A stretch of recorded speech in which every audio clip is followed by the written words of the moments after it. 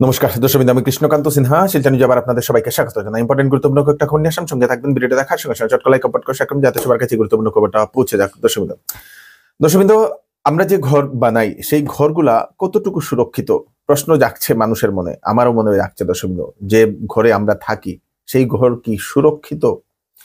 কারণ হচ্ছে আজকে মায়ানমার এবং থাইল্যান্ডে যে ভয়ানক একটা ভূমিকম্প হয়েছে, সেই ভূমিকম্পের কারণে প্রচন্ড বাড়ি, অনেক বড় বড় অট্টালিকা বাড়ি, কয়েকতলা ঘর ভেঙে চুরমার হয়ে গেছে। দর্শকবৃন্দ, বহু জায়গাতে দেখা গেছে পৃথিবী ফেটে গেছে। দর্শকবৃন্দ, পৃথিবী ফেটে গেছে এরকম দেখা গেছে। বহু বাড়ির আপনাদের ছাদ ভেঙে পড়েছে, কারো দোকান ভেঙে পড়েছে, কারো অট্টালিকা ভেঙে পড়েছে, এরকম দেখা গেছে। দর্শকবৃন্দ, সেই 7.7 রিক্টার স্কেলের যে ভূমিকম্প, সেই ভূমিকম্পের কারণে যেটা জানা গেছে, সেই ভূমিকম্পের কারণে এখন অবধি 350 অধিক মানুষ গুরুতরভাবে আহত হয়েছেন, আরো সেটা বাড়ছে। দর্শকবৃন্দ, এবং 107 জনের মৃত্যু হয়েছে বলে সেটা জানা গেছে, এবং সেই মৃত্যুর সংখ্যা বাড়বে আরো।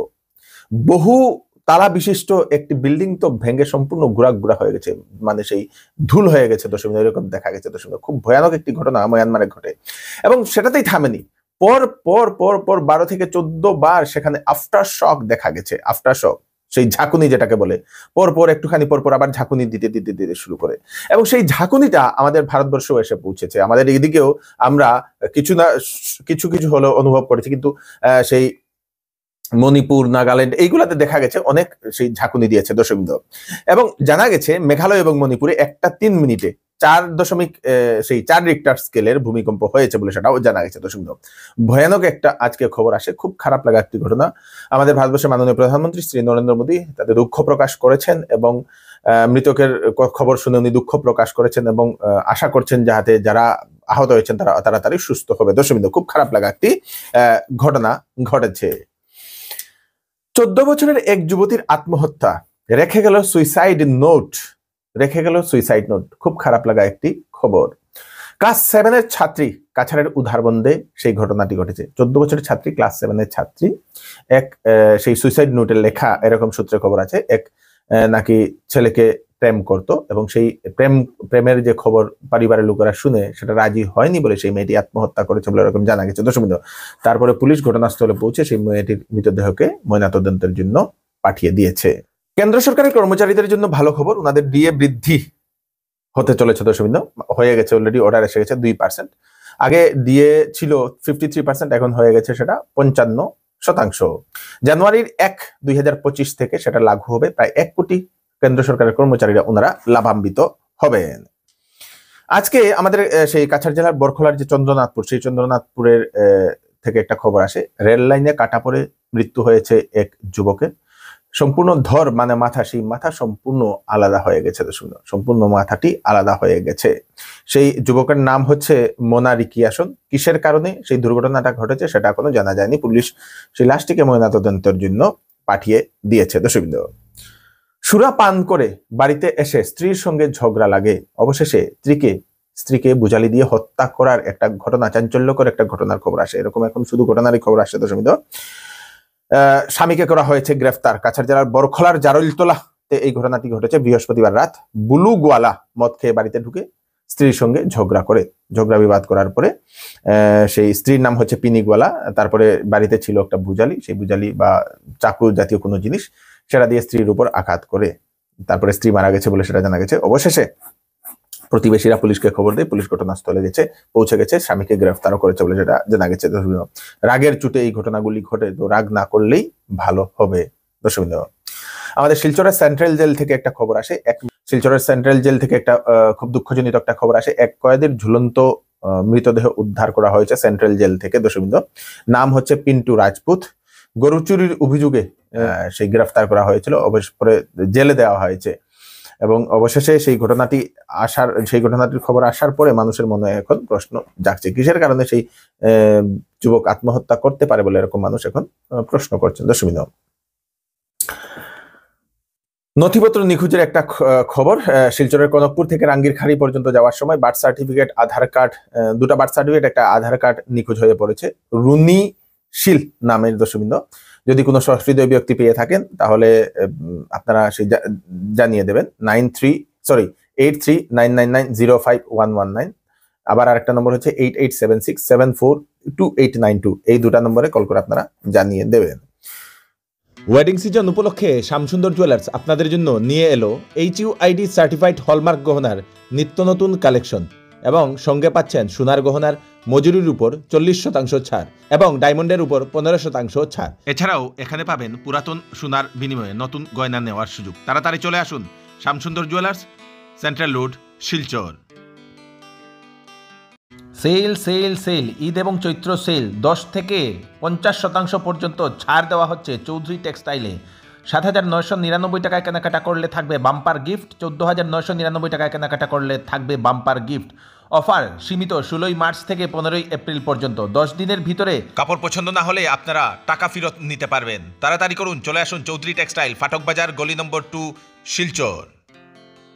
শিলচরের অধরচাঁদ হায়ার সেকেন্ডারি স্কুল, সেই হায়ার সেকেন্ডারি স্কুলের 9ম শ্রেণীর শিক্ষার্থীদের সরকারি সাইকেল বিতরণ করা হয়েছে আজকে দশমী।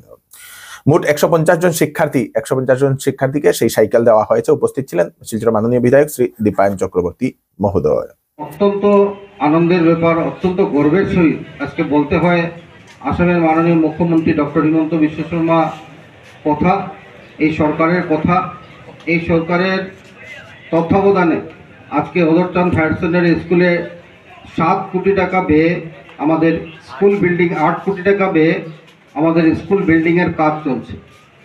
আমি এখান থেকে আমার কথা শুরু করতে চাই যে প্রিয় ছাত্রছাত্রীরা, ছাত্ররা যারা এখানে উপস্থিত রয়েছে, তোমরা জানো যে ভারতবর্ষ স্বাধীনতার পরবর্তীকালে বিভিন্ন স্কুলের প্রতিষ্ঠা হয়েছে, আর এই সরকারি বিদ্যালয় থেকে অনেকেই উচ্চশিক্ষায় শিক্ষিত হয়েছেন। বিশেষ করে অধরচাঁদ হায়ার সেকেন্ডারি স্কুলের একটা নাম, একটা সুনাম গোটা বরাক না গোটা আসাম রাজ্যে তার নাম রয়েছে।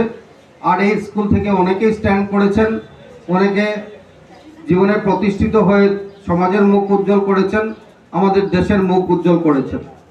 তাই এদিক থেকে অধরচাঁদ হায়ার সেকেন্ডারি স্কুল একটা গুরুত্বপূর্ণ স্কুল। আর যে স্কুলে আজকে তোমরা এখানে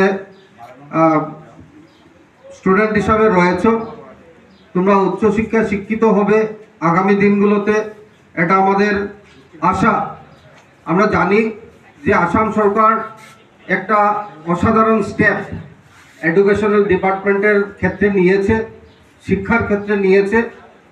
এই যে অসাধারণ স্টেপ যেটা আমি বললাম, সেটা পরিলক্ষিত হয়েছে বিশেষ করে 2021 ইংরেজি আসামে ভারতীয় জনতা পার্টির সরকারের সময়।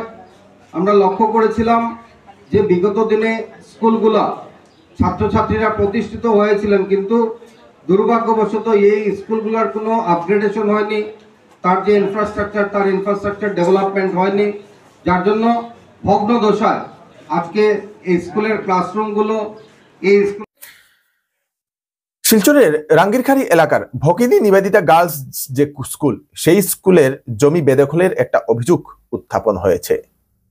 সেই স্কুলের জমির বেদখলের অভিযোগ করে ডিসির কাছে নালিশ করেছেন, মেমোরেন্ডাম দিয়েছেন একজন ব্যক্তি, রাজু পাল নামের একজন ব্যক্তি।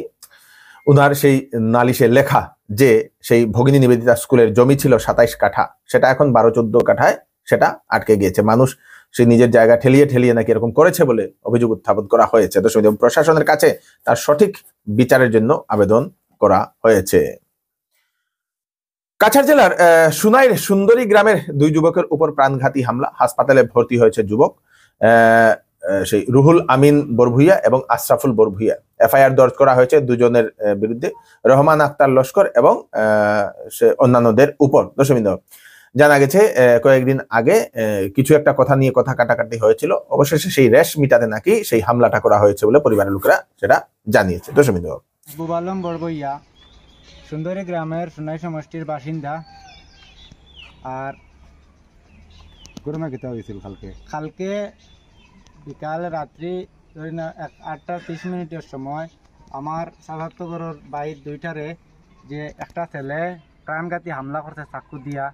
তারা বাজারও আসলো, আতিকাল বাজারও। আচ্ছা, তারা বাজারও আসলো ফান খাওয়ার নামাজ পড়িয়া, তারাবির নামাজ পড়িয়া ফান খাওয়ার বাজারও আসলো, আতিকাল বাজারও। আর পরে তারা ডাকিয়া নিয়া যে তারা লাগে উচ্চবাচ্য ব্যবহার করিয়া তার দ্বারা অস্ত্র দিয়া এখানে আগে কোনো ব্যবহার আছিল নি বা কোনো এটা আগে গত বেবরাতর দিন বিকালে বাচ্চাইন তো সিন্নি বাটানিয়া মসজিদ একটা ছোট একটা মানে তারা একটা টুটাটুটি হয়েছিল দরবার হয়েছিল ও বিষয়টা নিয়ে ওই সময় তারা যে এগু ওখানেও তার যে ছেলে মারছে তার মামা আইয়া ওখানে এগু শেষ দিয়া মামার ভাই ছোট ভাইরে ওয়ার্নিং দিয়া এগু শেষ করিয়া দিলাইছে শেষ করে দেওয়ার পরে যে তার যে ছেলে মারছে হি আবার হুমকি দিয়া গেছে যে যে তোরে দেখমু আমি পরে এখন তো আমার মামা তার মামাই গেছে করি ও কথা কইয়া গেছে পরে আমি তোরে দেখমু কইয়া গেছে গিয়া আর এর বাদে তো কালকে তারে দারাফরে আক্রমণ হামলা করা হয়েছে তার নাম কিটা তার নাম রুহুল আমিন বড়বইয়া আর আমার যারা সাথে হামলা তো করছে ছোট তারা ভাই।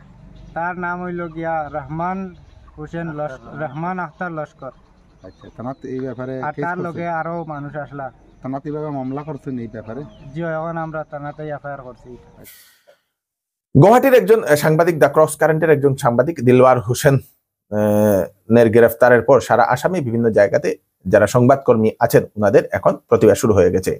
গুয়াহাটি প্রেস ক্লাব থেকে ঘোষণা করে দেওয়া হয়েছে যে কালো ব্যাজ পরে সাংবাদিকরা ওনারা 3 দিন ওনারা সেই প্রতিবাদ করবেন এবং আমাদের শিলচর প্রেস ক্লাব থেকেও দুদিন আগেও সেটার হয়েছিল দশমিন প্রতিবাদ হয়েছিল, একদিন আগে প্রতিবাদ হয়েছিল এবং আমাদের আসামের বিভিন্ন জায়গাতে তার জন্য প্রতিবাদ শুরু হয়ে গেছে, সাংবাদিকরা প্রতিবাদ করছেন। পশ্চিমবঙ্গের মালদার মোথাবাড়ি সহ বিভিন্ন জায়গায় হিন্দুদের উপর মারধর ও ঘর ভাঙচুরের খবর গতকাল থেকেই আসছে, বিভিন্ন সামাজিক মাধ্যমে আমরা সেটা দেখতে পাচ্ছি। তার ভিডিও সামাজিক মাধ্যমে ভাইরাল হয়ে পড়েছে অলরেডি। তা নিয়ে পশ্চিমবঙ্গের বিজেপি কার্যকর্তাদের প্রতিবাদ আজ জানা গেছে যে পরিস্থিতি নিয়ন্ত্রণ করার জন্য অবশেষে কেন্দ্রীয় বাহিনীকে মোতায়েন করা হয়েছিল। দশমিন খুব খারাপ লাগা একটি ঘটনা ঘটে। এই হচ্ছে আজকে স্পেশাল আপডেট। তাড়াতাড়ি আপডেটটা সবাইকে পাঠিয়ে দেবেন যাতে সবার কাছে পৌঁছে যায়। আমি কৃষ্ণকান্ত সিনহা, নতুন ফ্রেশ আপডেট নিয়ে আবার আপনাদের সবার সাথে ফিরে আসবো। ততক্ষণ আপনারা সুস্থ থাকবেন, সেফ থাকবেন। ধন্যবাদ।